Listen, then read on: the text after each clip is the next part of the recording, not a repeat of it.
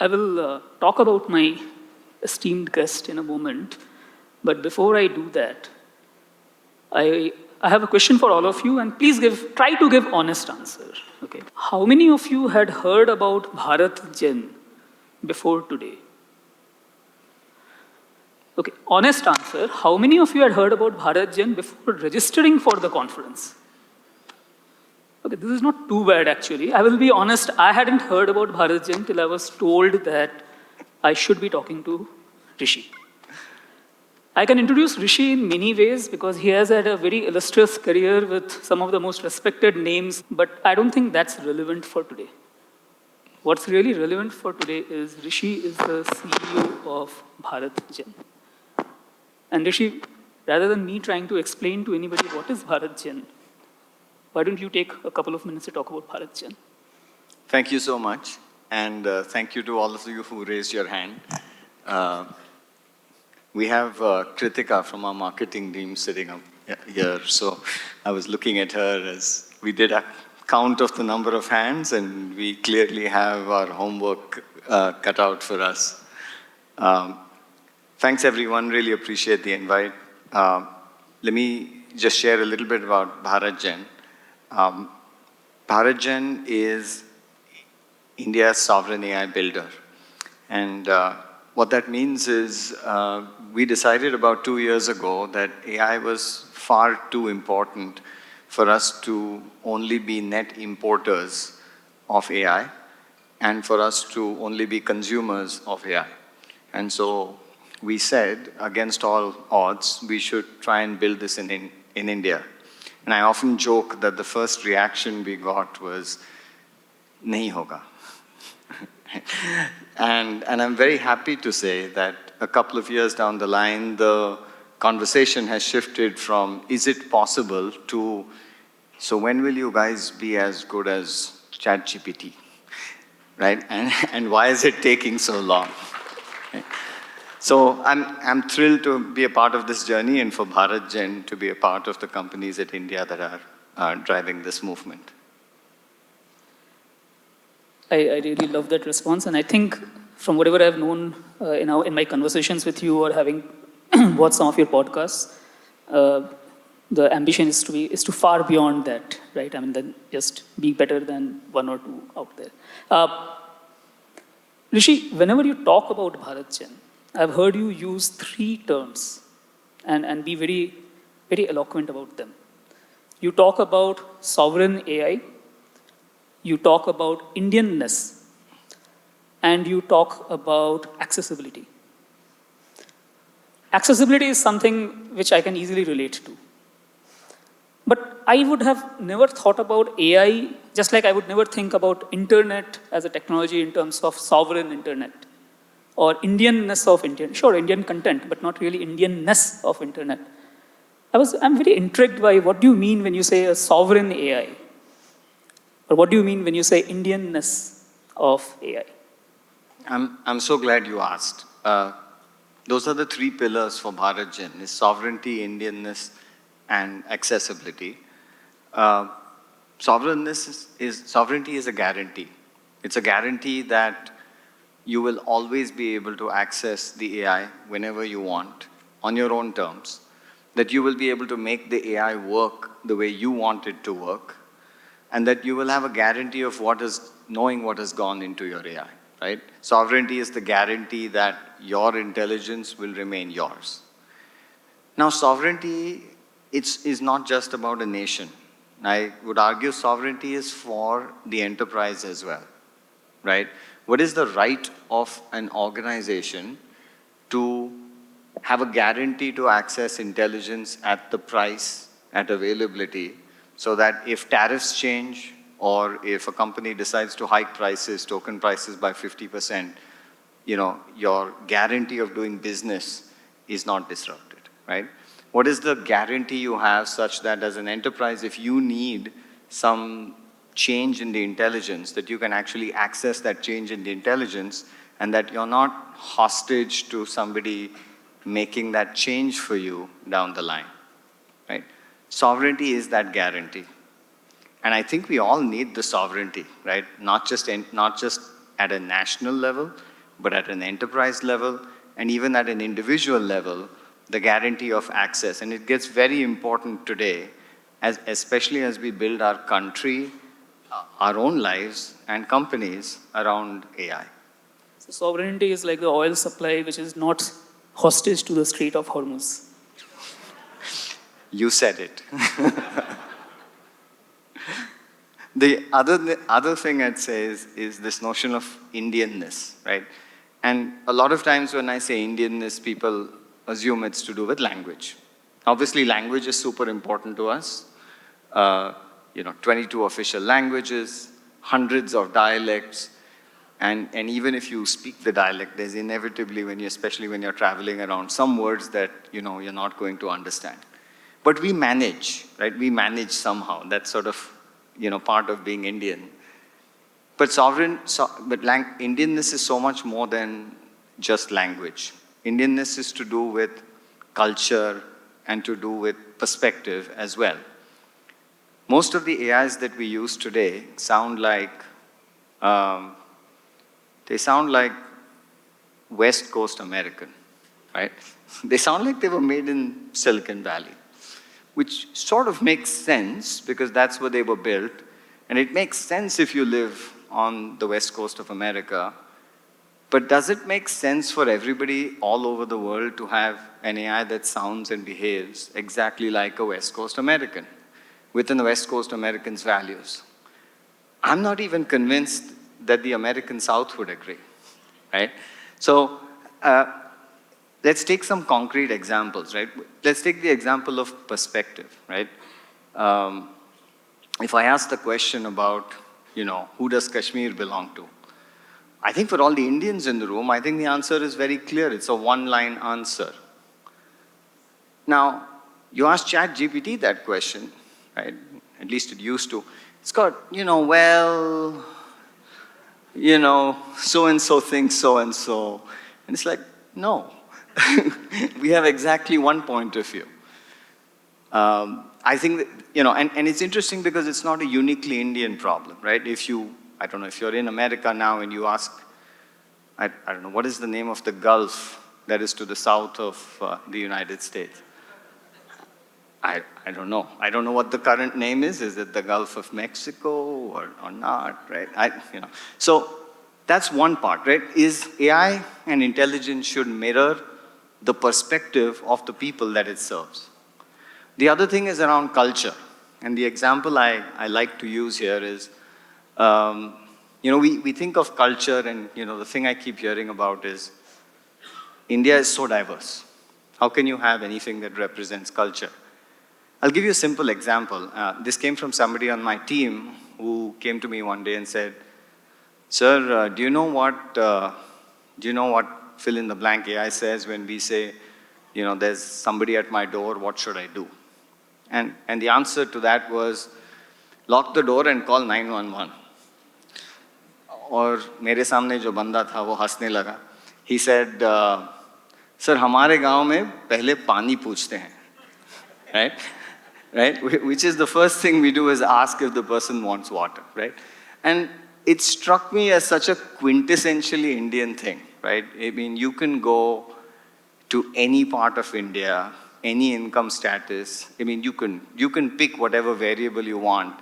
But if you're visiting somebody, they're going to give you a glass of water, a cup of water, whatever it is that they have, but the water will be there, right? That's what I mean about culture and perspective being embedded into the AI that we use. And if we aren't thinking about it, then our kids are all growing up speaking West Coast American. Right? What about the third focus that you talked about, accessibility? Yeah. No, for sure. I think accessibility is the guarantee that everybody can actually use the AI that's being created, right? And there's some very practical concerns. Functional literacy, so even though we might have a lot of people who are graduates or 10th pass or whatever, functional literacy, number of people who can read and write a paragraph and at a healthy speed is actually not great. We are a very voice-driven society, right? If you have a question, maybe in Bangalore you still Google it, but a lot of people, if I need a service or something and I don't know where to get it, I'm calling my neighbor, I'm calling a friend, कि अरे भाई मेरे को battery charge चाहिए, कहाँ पे मिलेगा, right? That's just the way we work. And so voice drives access. And if you're not creating voice-first AI, you're not creating access, right? The other thing is around price point, the previous speaker talked about safety first. I'll say cost first for us, right?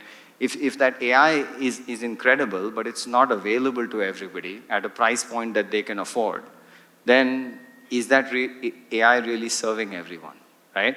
And some very pragmatic, points, and again, I'll bring it back to your enterprise audience. But if you're deploying in the enterprise for voice agents, if you want to reach 1 billion Indians, what's the price point you need to be at in order to actually reach 1 billion Indians? And by the way, this is not a uniquely Indian problem. For any global enterprise that's operating in countries that have different, per capita income, this is a challenge. Bank of New York's average deposit size is different from State Bank of India's average deposit size. If State Bank of India wants to offer AI-led services for somebody that has 1,000 rupees of deposit in their bank account versus $1,000 in New York, you need fundamentally different pricing on that AI. So access is about pricing, it's about voice, it's also about going after domains that are underserved. Right? If we're not building AI that serves farmers, right? A farmer in rural parts, then people are getting left out of the AI revolution. So those are the places we're trying to go. So that actually brings me to the next question. For a country as big as India and with what you are trying to do here with BharatJen, the number of potential applications, the number of potential use cases would be infinite. What are some sectors or some use cases that you are most excited about personally? Oh, thanks. Thanks for getting me started on that. But I'll say, I think education is going to be one of the most interesting sectors for us, most transformational, right? The idea of putting a digital tutor in every phone in the pocket of every child in the country, so that even if you're living away from a city or one of the tier 1, tier 2 cities that have great schools, that you can still get access to a reasonably good education. Right? We talk a lot about leapfrogging, right? You talk about leapfrogging in digital payments, we talk about leapfrogging in other areas. Education is an incredible sort of area of, has so much potential where we can leapfrog education and deliver truly digital tutoring. That's one example. Another super interesting example is health. If you look at the ratio of doctors and healthcare workers to citizens in India, it's going to take a decade or several decades for us to catch up on what optimal ratios look like. Can we create an Indian way that allows us to maybe provide initial screening, initial support, initial directions using AI? Right? It doesn't replace doctors and nurses, it never will. But can we at least do some initial triage? Can we connect that demand and supply more effectively? So I think healthcare is another super interesting one. And then the third one I'll say is any AI that touches our legal system, right?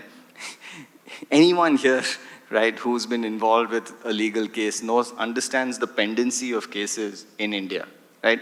As a business owner, you understand the pain of you ever having to go to court to collect or deal with somebody. That pendency of 20 years needs to come down.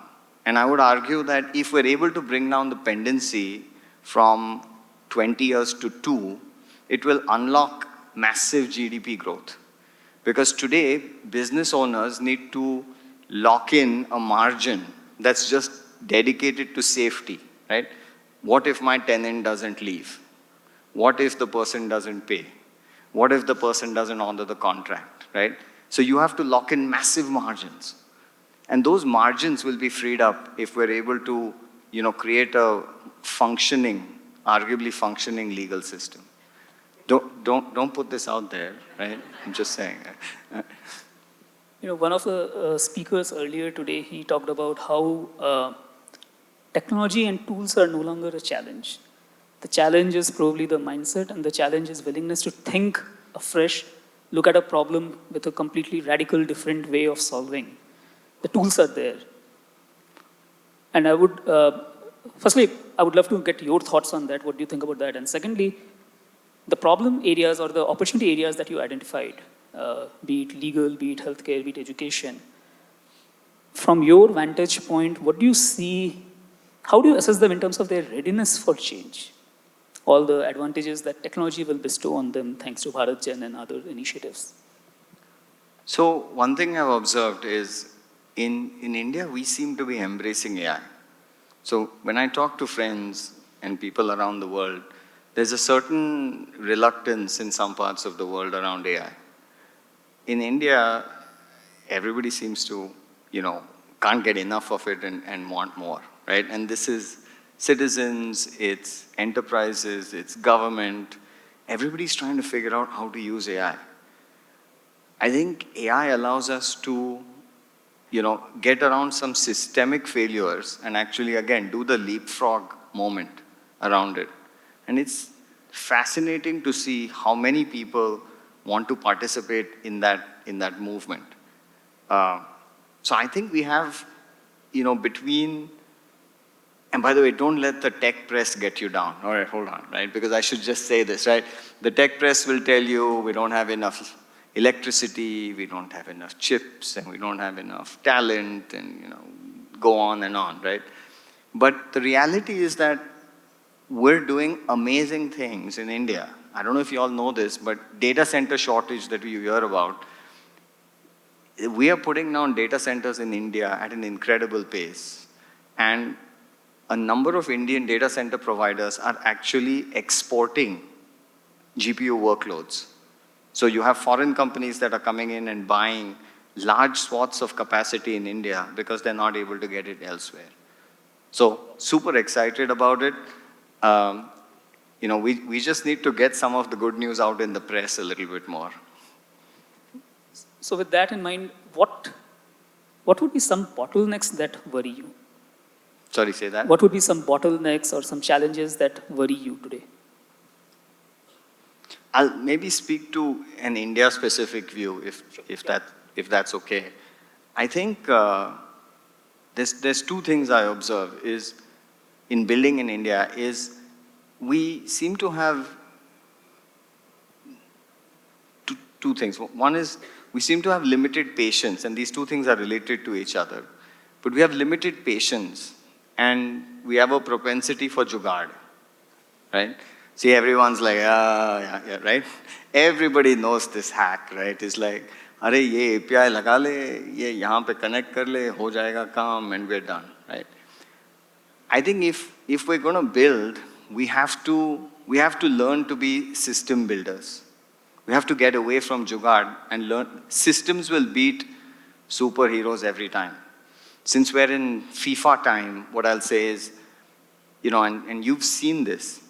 I won't name countries, but teams that work with clinical precision and teamwork and systems will often defeat teams that arguably have superior individual talent. No. Right. And so what I would say is I think building systems is something that we really need to learn to do better in India, and getting away from jugaad. Jugaad will only take you this far. I think that's one. The other thing is patience, right? It's the other side of jugaad. We need to have more patience and persistence in what we do to see the fruits of innovation, right? It's like that classic, iceberg thing, right? It's, you only see a little bit at the end, and we often joke for any of you that have built companies that every overnight success is 10 years in the making, right? And so you have to have that patience. And I joke that, friends have gone from, yaar Rishi, India mein AI nahi hoga, to yaar kitna samay laga rahe ho, jaldi banao. Yeah.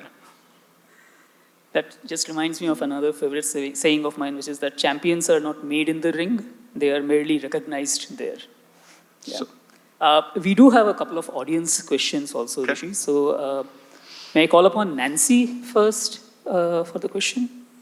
Hi, this is Nancy from Tractive Consulting and Training LLP. My question to you is more for the NGOs. While we talk about the for-profit sector, and since morning I'm hearing all about business and profits. But non-profit sector, they have a mandate. They cannot invest.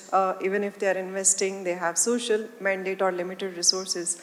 So how can we make AI more accessible and affordable for the non-profit sector since they are more connected to the grassroots of India? This question is so close to my heart because we've set up BharatGen as a Section 8 or non-profit company. And we could very well have gone down the for-profit route, but it was very clear to us that we wanted to invest in the AI ecosystem and grow that out in a different way. And we wanted to give ourselves a longer runway than a for-profit might allow. You're absolutely right. NGOs are really so much closer to the grassroots in very different ways. And don't get me wrong, Flipkart is also very close, and Swiggy and the rest are also close to a different kinds of grassroots. But what I will say is I would love to see more NGOs participate. Like, I think part of what we need is more participation in the AI process. Right now, the AI process looks very, it's not inclusive, it's exclusionary, right? Somebody builds AI somewhere and you get an app or an API. I think we need to flip it, right? People on the grassroots who understand the situation better on the ground should be creating benchmarks. Benchmarks is just a fancy way of saying they're writing the exam. If people that know a certain domain can actually be writing the exams because they have expertise, you will immediately shape the behavior of the AI builders, right? If people, NGOs that are working with farmers are writing the exam for what farmers need, then you'll immediately see, look, AI builders are engineers, mostly, data scientists, engineers. The one thing that we all know as engineers is how to chase a target. If there's a JEE exam, you know how to study for 4 years so that you maximize that one score, right? Similarly, I think if you're able to set the exams, you'll be able to shape the direction of AI. And we actually need people in NGOs doing that for us. Thank you. Can I have a follow-up? Okay, so you talked about co-creation of AI when we have these people coming forward. How can we do that? That's just the follow-up. Oh, lovely. I wish more people would ask some of these questions. So we talked about benchmarks as one way of making AI more participatory, right? The other thing is, am I allowed to ask questions? Maybe just raise your hand questions. How many of you have built an AI model? Well, that's a big group. How many of you have fine-tuned an LLM? Superb. And how many of you have written a benchmark? That last group actually should be the biggest number because you don't need a lot of GPUs. You don't need, a lot of resources to actually do those benchmarks. But if you're able to, I think if NGOs are able to bring their domain experience and partner with others to create domain-specific extensions to AI, I think between the benchmarks and that ability to bring real data, I'll give you a simple example in agri. The word cotton, I think probably has 30, 40 names across India. Right? Just in Marathi alone, I've heard it called kapus, kapshi, and all sorts of variants. AI builders don't know what those things are, right? And so we're just building for whatever is available online, or a lot of people are, we aren't. But I think that's another place where I feel like NGOs and people that with domain experience can take a lead. Yeah. Okay. The next question is from Rahul. Hi Rishi, I'm Rahul. I work at Verizon. So you talk about Indianness. So my question to you is, in India, that adoption is not only a language problem, but also literacy with AI problem. So what BharatGen is doing beyond creating multilingual models such that someone from a small town can effectively and confidently use this, and not just that model can understand the language? Yeah, I love it. And I think it goes back to that question of access, right? And how will people access? We are a talkative culture. So starts with voice. Can we understand people deeply, but can we understand it in an Indian context, right? A lot of Indian voice models do well when we build them, but when they go out in the real world, they struggle. Why? Somebody else is talking, and how many places do you have where somebody else is not talking in the background? There's no horn going off. There's no pressure cooker ki shitti going on, right? A pressure cooker CT is an essential part of training data for Indian voice models, right? So we have to think about all of these to make things voice first, and for us to be able to use that to drive access. Cost is the other thing, right? Is we have to find ways of driving down cost, partnering with silicon companies, in order to do that. It's not going to be enough for us just to, do business as usual. Yeah. But thank you for asking that. Thank you, Rishi. Uh, anything, what would you like this audience, if there's one thing you want this audience to take away from Bharat's journey in BharatGen, what would that be? I have an observation that I want to share. I talked about, the global narrative on AI and, how much money it takes and how many PhDs it takes and all the rest. And I often hear, from people globally that, there's nothing happening in AI in India. And how many people believe that over here? I didn't think so, right? So That's the impact of your talk. what's that? That's the impact of your talk, not a single hand went up. Here's what the reality is. I'll give you a quick story of somebody I met just yesterday. These guys are a company in Maharashtra that is making a niche edge and mobile device programming language augmentation. So they're actually helping people who are developing software for these edge devices, cars, scooters, other things, to accelerate their development. And they were telling me, that they were visited by one of the top 2 car companies from Europe. And they came in and they took in the demo and saw the work. And then they said, at the end of it, when they left, they took the CTO aside and they said, we thought this was going to be a waste of time. We thought there's no AI that happens in India, but the kind of work you're showing us here, we haven't seen in Europe or America or any of the places that we've been traveling to. The message, I think, for everyone is that there's an enormous wave of energy in terms of what's happening in the country. You had a remarkable talk right before us that talked about the work happening in robotics. It was delightful to hear about, the work that y'all are doing. But I think there's hundreds of companies like this.